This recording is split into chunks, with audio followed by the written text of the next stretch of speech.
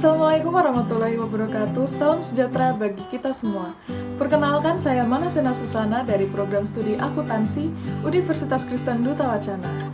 Saat ini saya sedang melaksanakan kegiatan kuliah kerja nyata atau KKN di Padukuhan Giling, Tuksono, Kecamatan Sentolo, Kulon Progo, Yogyakarta. Pada kesempatan kali ini, saya akan membuat program kerja yaitu pencatatan laporan keuangan bagi UMKM. Program ini dibuat sebagai solusi atas masalah yang sering terjadi bagi pelaku usaha UMKM, yaitu pencatatan laporan keuangan atau manajemen keuangan. Maka dari itu, di sini saya menyediakan video tutorial dan juga modul pengajaran agar kedepannya dapat digunakan sebaik-baiknya, sehingga UMKM di Padukuhan Giling dapat menyusun laporan keuangan yang baik dan benar dan sesuai dengan standar akuntansi. Tujuan dari kegiatan ini tentunya adalah menciptakan UMKM Padukuhan Giling yang unggul, inovatif, dan mandiri melalui pencatatan laporan keuangan yang baik dan benar. Agar kedepannya Bapak Ibu pelaku UMKM di Padukuhan Giling dapat melakukan evaluasi pada akhir bulan atau suatu periode tertentu terkait jalannya usaha selama ini. Adapun proses penjelasan saya nantinya akan melewati dua proses, yaitu yang pertama saya akan menjelaskan terlebih dahulu mengenai dasar-dasar dari akuntansi, yaitu melalui tampilan PowerPoint. Setelah itu saya akan menunjukkan kertas kerja yang biasanya digunakan dalam pencatatan laporan keuangan. Lalu kita akan mengerjakan bersama-sama contoh dari transaksi dan memasukkannya ke dalam laporan keuangan. Untuk itu, tidak berlama-lama lagi, saya akan memulai proses yang pertama, yaitu menjelaskan tentang dasar-dasar dari akuntansi. Baik Bapak, Ibu, dan saudara-saudari sekalian, di sini saya akan menjelaskan mengenai tata cara mencatat transaksi kita pada usaha ataupun UMKM untuk menjadi sebuah laporan keuangan di akhir bulan yang mana dapat digunakan untuk melakukan evaluasi dan pengambilan keputusan. Pertama-tama saya akan menjelaskan mengenai persamaan dasar dari akuntansi. Adapun persamaan dasar akuntansi adalah aset sama dengan hutang ditambah modal. Dengan kata lain bahwa total aset kita harus sama dengan total hutang dan juga total modal kita. Lalu apa yang dimaksud dengan aset atau aktiva, hutang dan juga modal? Baik, aset atau aktiva adalah harta yang dimiliki perusahaan yang merupakan sumber ekonomi. Jika saya bisa memberi contoh, aset atau aktiva salah satunya adalah uang tunai atau kas yang kita miliki. Kemudian yang kedua adalah hutang. Hutang adalah kewajiban yang menjadi beban perusahaan. Dikatakan menjadi beban karena hutang harus dilunasi di kemudian hari dan bersifat wajib. Kemudian yang ketiga adalah modal. Modal adalah hak atau klaim pemilik atas aktiva perusahaan, yang mana contohnya adalah setoran modal oleh pemilik untuk melaksanakan kegiatan operasional dari usaha kita. Selanjutnya, saya akan menjelaskan mengenai pembagian kelompok dari setiap akun aset atau aktiva, hutang, dan juga modal. Aset sendiri terbagi menjadi beberapa bagian, yaitu ada kas, persediaan, piutang, perlengkapan, peralatan, mesin produksi, dan juga kendaraan. Kemudian hutang bisa terbagi menjadi yang pertama hutang usaha, utang bank, utang koperasi, dan juga utang ke rekan usaha. Kemudian bagian selanjutnya adalah modal, yang mana terdiri atas modal awal, pendapatan, biaya, dan juga prive. Kemudian jenis-jenis transaksi dari pencatatan laporan keuangan terbagi menjadi 3 bagian besar, yaitu transaksi yang mempengaruhi aset, transaksi yang mempengaruhi hutang, dan juga transaksi yang mempengaruhi modal. Saya akan memberikan contoh terkait jenis transaksi dan juga pengaruhnya. Yang pertama adalah penanaman uang atau modal oleh pemilik yang akan memberikan pengaruh terhadap aset kas menjadi bertambah dan juga modal yang menjadi bertambah juga. Yang kedua adalah pembelian tunai, yang mana pengaruhnya adalah aset menjadi bertambah sesuai dengan aset yang kita beli dan juga aset kas yang berkurang. Misalnya kita membeli peralatan mesin produksi, maka aset mesin produksi kita bertambah, namun aset uang tunai kita untuk membeli mesin tersebut akan berkurang. Yang ketiga adalah pembelian kredit. Pengaruhnya adalah aset menjadi bertambah sesuai dengan apa yang kita beli, namun hutang kita pun menjadi bertambah, atau kewajiban di kemudian hari kita menjadi bertambah untuk harus dilunasi. Kemudian ada penerimaan pendapatan atau penghasilan. Pengaruhnya adalah aset kita menjadi bertambah, namun modal kita juga bertambah. Kemudian yang kelima adalah pembayaran utang. Pembayaran utang memiliki pengaruh yaitu aset kita menjadi berkurang dan juga hutang kita menjadi berkurang. Selanjutnya, pembayaran beban, di mana di sini aset kita akan berkurang dan modal kita juga berkurang, karena beban akan masuk dalam klasifikasi modal. Kemudian, pengambilan uang untuk pribadi. Di sini pengaruhnya adalah aset kita menjadi berkurang, yaitu uang tunai yang kita ambil, namun modal kita juga akan berkurang, karena modal sebagai sumber pembiayaan perusahaan berkurang ketika kita melakukan pengambilan uang tunai dari sana. Baik, itu adalah beberapa jenis transaksi dan pengaruhnya, yang mana bisa kita jadikan dasar untuk mengklasifikasikan transaksi kita pada laporan keuangan. Selanjutnya adalah siklus pencatatan akuntansi, yang mana terbagi menjadi 4 bagian. Siklus akuntansi yang pertama adalah kita harus mengumpulkan bukti-bukti transaksi yang terjadi, misalnya transaksi pembelian ataupun penjualan, yang bisa kita gunakan untuk menyusun laporan keuangan kita. Lalu siklus akuntansi yang kedua adalah melakukan penyusunan neraca saldo awal, yang berisi aset, hutang, dan juga modal yang kita miliki pada awal bulan. Kemudian yang ketiga adalah membuat jurnal atau mencatat transaksi usaha ke kertas kerja persamaan akuntansi atau KKPA. Lalu yang terakhir adalah menyusun laporan laba rugi dan juga neraca atau posisi keuangan. Laporan laba rugi digunakan untuk mengetahui apakah di akhir periode kita dalam kondisi laba dan apakah kita dalam kondisi rugi. Jika laba, maka kita harus mempertahankan dan meningkatkan kinerja kita. Namun jika rugi, kita harus mencari jalan keluar untuk mengantisipasi hal tersebut terjadi lagi. Lalu, untuk neraca atau posisi keuangan, digunakan untuk mengetahui di akhir bulan berapa jumlah harta atau aset kita, hutang, dan juga modal kita. Berikut ini, ada beberapa contoh transaksi yang akan kita kerjakan bersama-sama pada laporan keuangan. Salah satunya adalah penyetoran modal oleh pemilik berupa uang tunai sebesar 1.500.000. Lalu bagaimana cara mencatatnya? Baiklah Bapak Ibu, mari kita langsung mengerjakan bersama-sama pada laporan keuangan kita atau kertas kerja kita. Baik Bapak Ibu, berikut ini adalah kertas kerja dari laporan keuangan yang akan kita kerjakan secara bersama-sama. Untuk yang pertama, saya akan menjelaskan mengenai apa saja yang akan kita susun pada laporan keuangan ini. Seperti yang telah saya sebutkan sebelumnya, bahwa kita akan melalui beberapa tahap atau siklus akuntansi. Untuk yang pertama adalah mengumpulkan bukti-bukti transaksi. Kita anggap saja bahwa saat ini kita telah memiliki seluruh bukti tersebut dan siap menuliskan atau mencatatkan transaksinya ke dalam laporan keuangan. Kemudian yang kedua adalah mencatat neraca saldo awal. Ini adalah tampilan dari neraca saldo awal yang akan kita gunakan. Untuk di bagian atas adalah nama UMKM atau usaha Bapak Ibu, sehingga saat digunakan nantinya Bapak Ibu dapat menggantinya sesuai dengan nama usaha yang Bapak Ibu miliki. Kemudian yang kedua adalah judul dari kertas kerja tersebut, yaitu yang pada kali ini adalah neraca saldo awal. Lalu periode. Periode ini bisa diisi sesuai dengan periode bulan di mana kita melakukan pencatatan laporan keuangan. Lalu di sini ada nama akun yang berisi seluruh harta, hutang, dan juga modal kita. Kemudian ada debit dan kredit.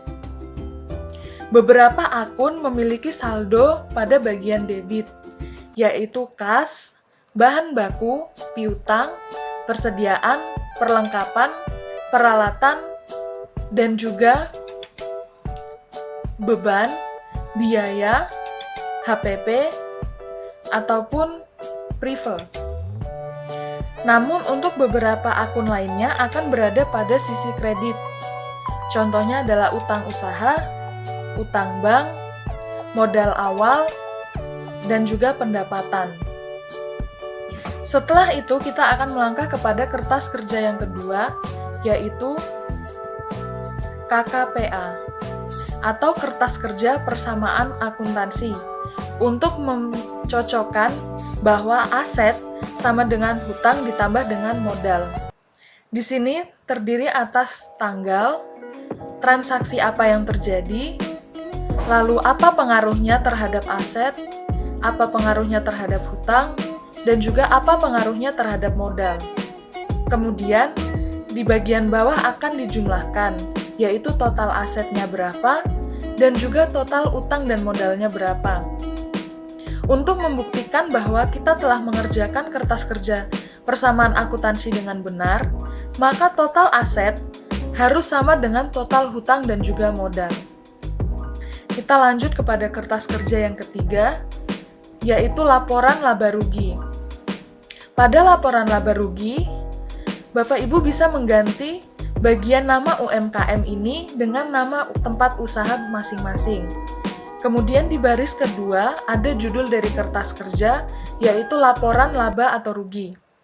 Kemudian periode bisa disesuaikan dengan periode saat Bapak Ibu menyusun laporan keuangan tersebut.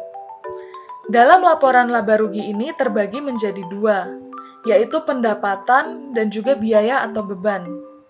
Pendapatan bisa kita dapatkan dari berapa total penjualan kita, kemudian dikurangi dengan HPP kita atau harga pokok produksi dari persediaan yang kita jual, sehingga didapatkan laba kotor.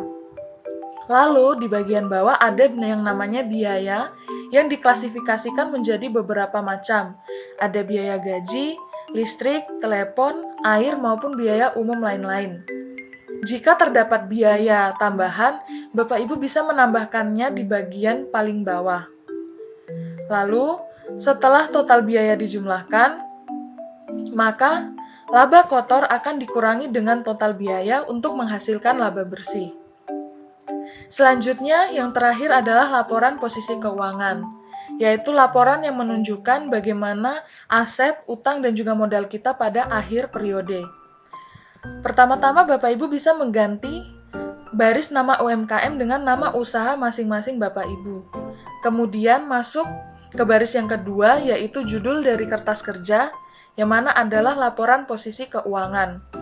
Lalu di baris ketiga ada periode, bisa diisi sesuai dengan periode penyusunan laporan keuangan. Kemudian di sisi sebelah kiri terdapat aset dan juga pembagiannya, terdiri atas aset apa saja, lalu akan ditotalkan di bagian bawah. Kemudian di sisi kanan terdapat utang dan juga modal.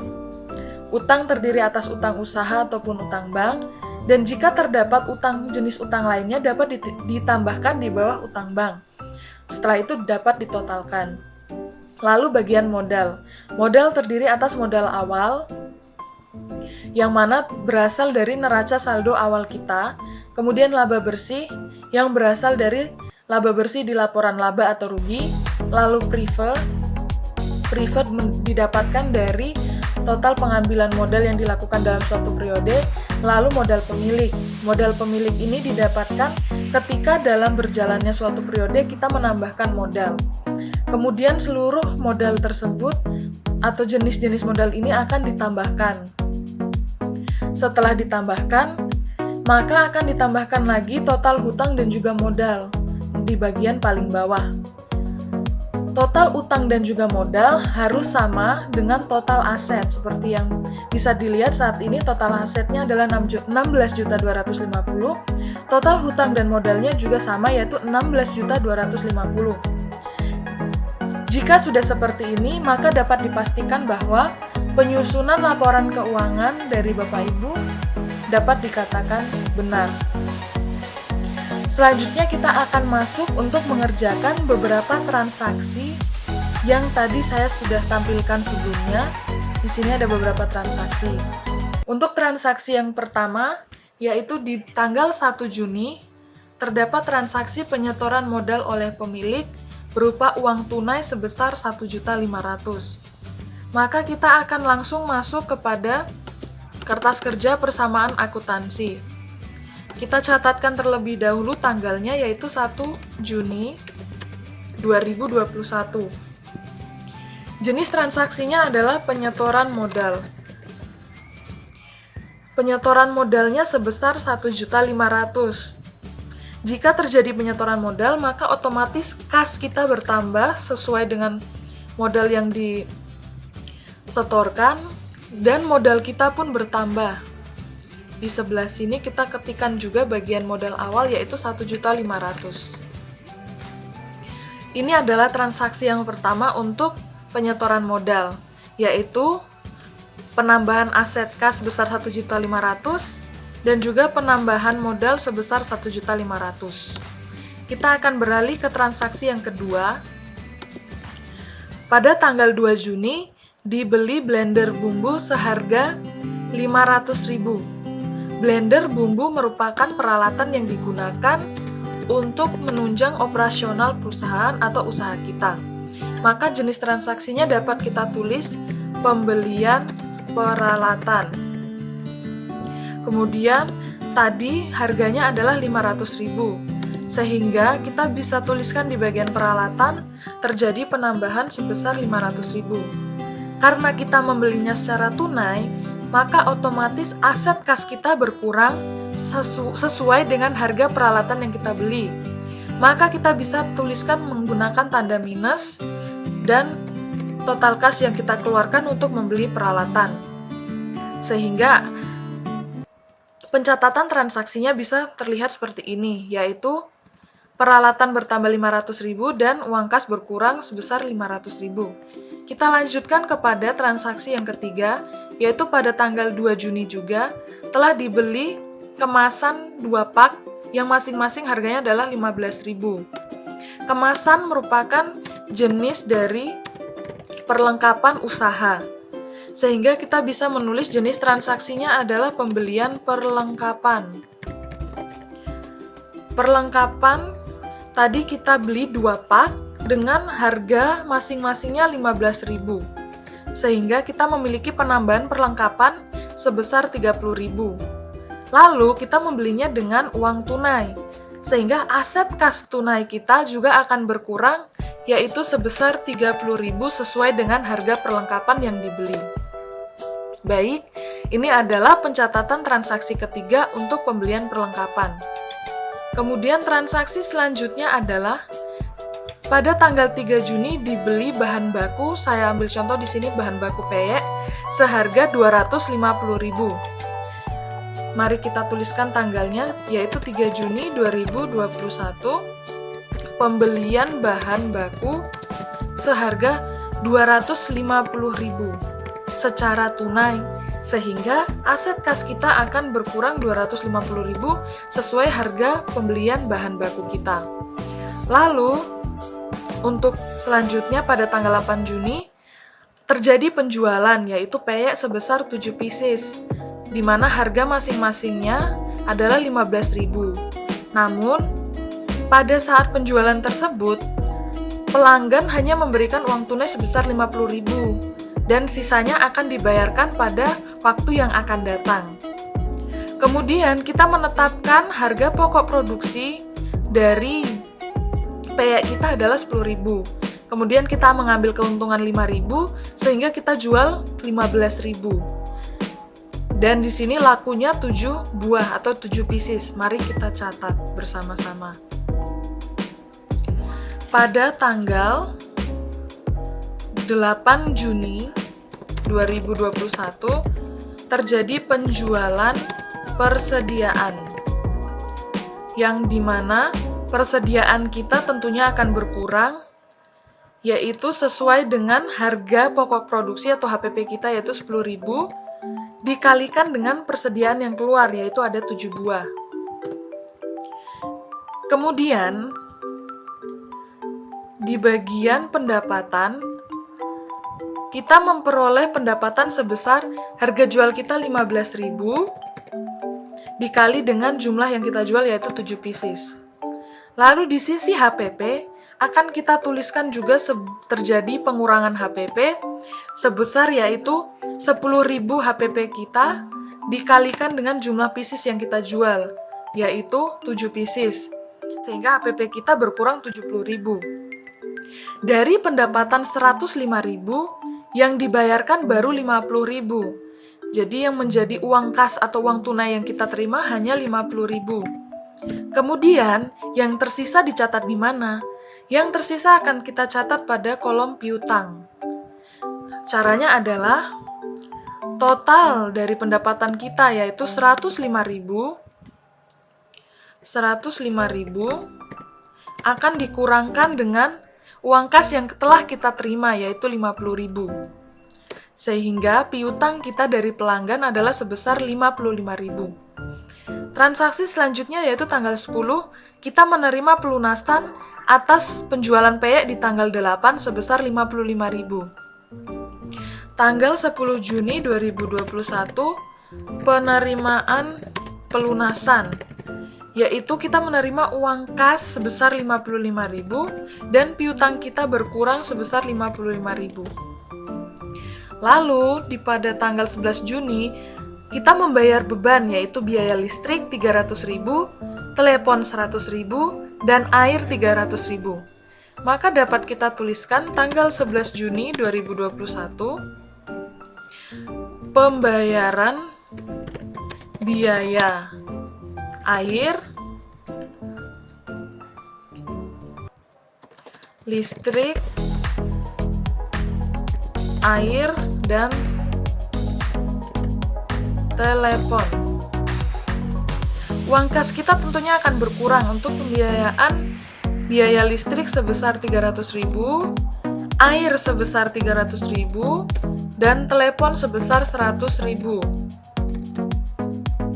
Kita akan catatkan kembali seluruh biaya-biaya ini pada sisi kanan, yaitu pada sisi biaya.